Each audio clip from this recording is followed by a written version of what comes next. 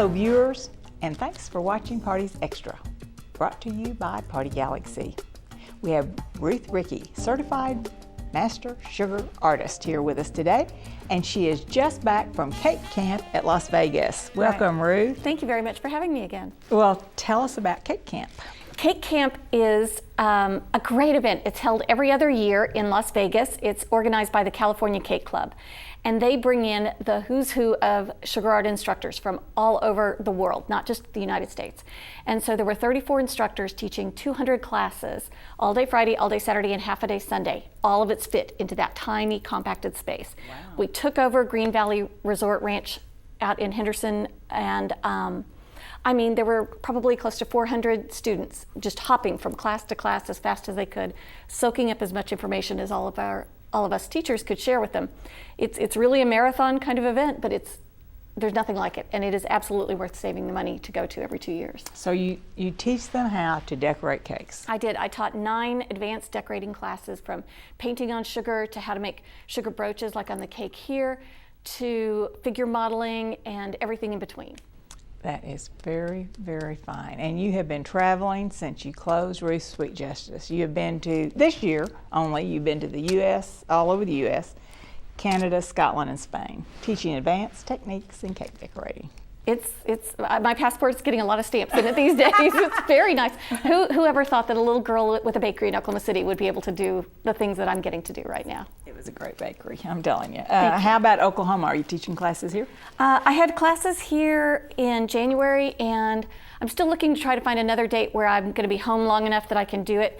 But when I've only got one weekend a month home, a lot of times I really feel like I want to spend that with my husband and my son and my furry babies. So right now I'm kind of selfish with my time when I'm actually home. Well, tell us, is it different in every country when you teach? I mean, are there different rules, or what do you, or do you teach the same thing? Mostly it's the same. There are some, like England right now has some of the strictest rules on what you can and cannot put on a cake. But in Mexico, Canada, Spain, pretty much those are the same as in the United States. So it's not too bad, not too different. How about competing? Do you compete?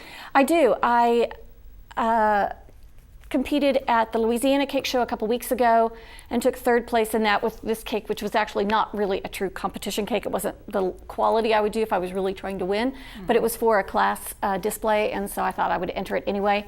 I did the same thing with a couple cakes at the Virginia Cake Show in March and won 1st place in both and best of division. So you just never know. Sometimes a class cake is good enough.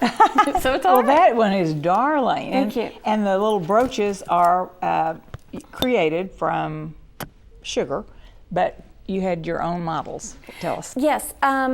When I decided I wanted to go into my own product lines, I now have cutters and veiners to make the sugar flowers like you see in the bridal magazines. I have my own color line, and I have molds. And so some of my molds are jewelry molds, and they are, I sent in vintage jewelry from my mom and my grandmother and some other things that I just found at Michael's and Hobby Lobby, and sent them in to get custom made by a friend of mine in Kansas City. And so I have molds that I can make edible sugar brooches with.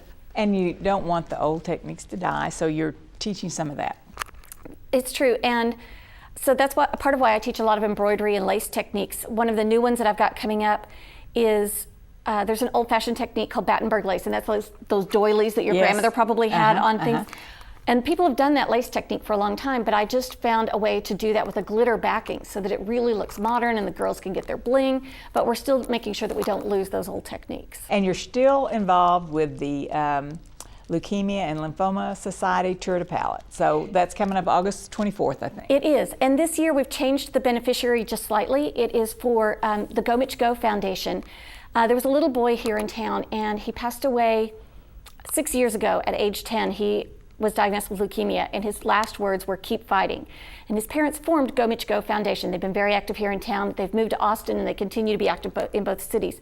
And the OU baseball team does a lot of scholarships and awards in Mitchell's honor.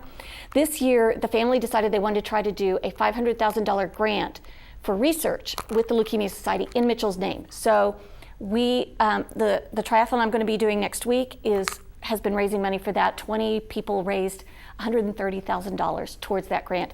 And Tour de Palate is going to hopefully further that goal so that we're going to get that research grant from some very smart people at MIT who are way smarter than me in leukemia research. And I think it's a great thing to pay forward so that we make sure that we give other people the chances that I've received through the miracles of medicine. And the party, though, is at Cowboy Hall. It's the Cowboy Hall of Fame. It's Saturday, August 24th from 7 to 10 p.m.